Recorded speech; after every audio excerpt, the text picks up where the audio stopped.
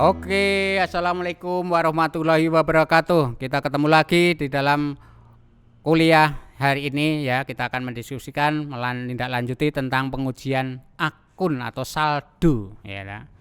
Akun khususnya saldo ekuitas yang disebut saldo modal. Jadi orang sering sekali ya mengatakan ekuitas. Kalau orang akuntansi paham ekuitas itu modal, tapi orang di luar akuntansi mengatakan ekuitas itu mungkin pemahamannya akan berbeda. Apa yang dimaksud modal di sini bisa bermakna ragam.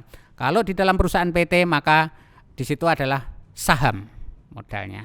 Tapi kalau di perusahaan yang belum PT maka modal itu belum disebut andil, itu belum bentuk saham-saham. Nah, definisi modal di sini adalah saham yang disetorkan ya. Nah, itu modal. Maka kita harus menguji juga di dalam audit kita, membuktikan benar nggak modal yang ada di perusahaan itu ya. Kemudian mungkin ada tambahan atau berkurang terhadap modal itu. Tujuannya apa? Kita akan menguji modal. Sama tentunya akan apa? Membuktikan tentang pernyataan manajemen ya. Saya sekali-kali setiap ketemu kita selalu mengatakan membuktikan pernyataan manajemen. Ini teman-teman auditor, orang akuntansi pasti paham. Apa sih pernyataan manajemen? Selalu saya ulang-ulang. Ya, pernyataan manajemen itu sederhana sekali. Laporan keuangan itu wujud pernyataan manajemen. Karena apa? Itu dari kegiatan aktivitas manajemen. Ya, maka setelah direkam dalam catatan akan menghasilkan ringkasan yang disebut laporan keuangan. Itulah yang disebut pernyataan manajemen. Ya, dia mengatakan, "Loh, saya punya kas sekian, saya punya ini sekian, saya punya modal sekian atau ekuitas sekian."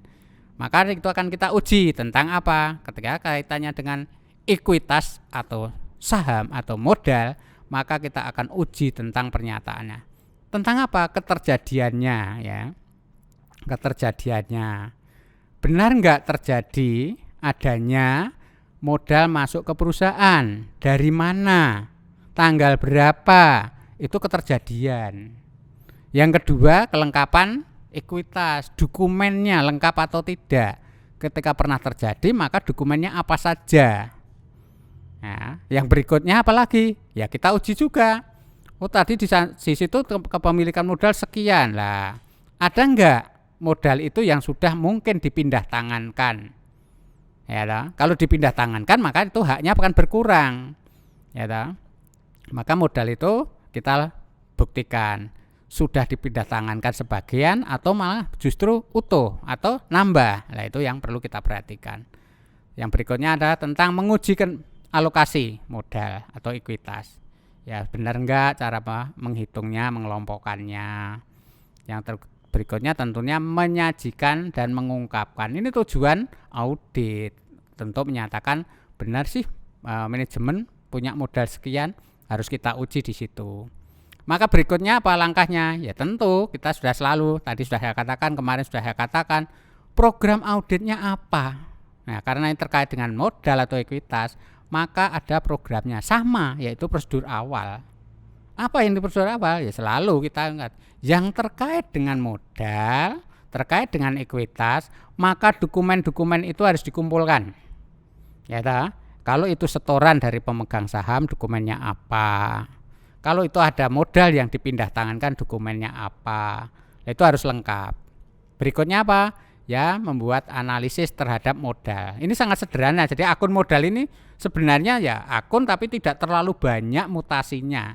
Ya, dengan beda dengan misalnya persediaan, piutang, katakan penjualan beda. Kalau modal itu ada tapi transaksinya cenderung sedikit sehingga untuk mengauditnya tidak butuh terlalu lama. Dokumennya apa saja kita analis ya, bandingkan dengan kemarin dengan sekarang, bandingkan dengan yang lain, itu bisa saja. Kalau sudah, kita lihat saldo modal di neraca berapa, kita lihat ke buku besar, benar, kita lacak lagi ke jurnal ada, kita buktikan ke transaksinya, ini yang disebut transaksi rinci. Nah, saya kira untuk modal itu tidak terlalu banyak mutasi, maka bisa diaudit secara keseluruhan dan butuh waktu cepat itu ya teman-teman semua. Nah, kalau sudah oke, yakin, kita lanjut. Saldo-saldo kita membuktikan aja lah, ini sebagai daya dukung. Bahwa saldonya benar atau tidak kita jumlahkan kembali setiap catatan yang mendukung modal. Kita uji kembali. Nah, kalau sudah lakukan pemeriksaan dalam penyajiannya sudah benar atau tidak. Tadi modal itu sekian, tapi ternyata ada yang sudah dipindah tangankan. Nah, berarti itu harus dikoreksi. penyajian tidak benar.